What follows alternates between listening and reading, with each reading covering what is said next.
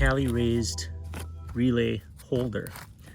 So it comes in this bag, and it's basically stamped steel or cut steel, I don't know, but it's powder coated. See, it's got this little bend away, so it goes up against the Forerunner wall, and it has a bend away so it can just fit on a relay,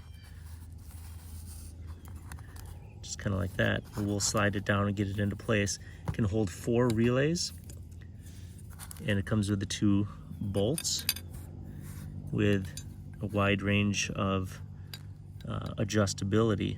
I have a relay here, a relay right here, and what I'm gonna do is put a Cali Raised Relay Holder on the side and clean this up a little bit. Here is probably where we're going to put it, right here. And that way, some of these relays can rest right there. This one can rest right there. And it'll keep it all nice and organized. So the relays come like this with this metal mounting bracket.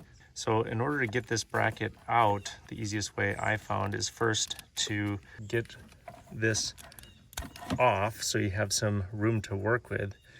Then push it forward, get a tool like a Leatherman, pry it underneath the plastic just so you have a little bit of a lip there. Then you can slide this out just like that. Get it back in place and then mount it where you want it. So like that.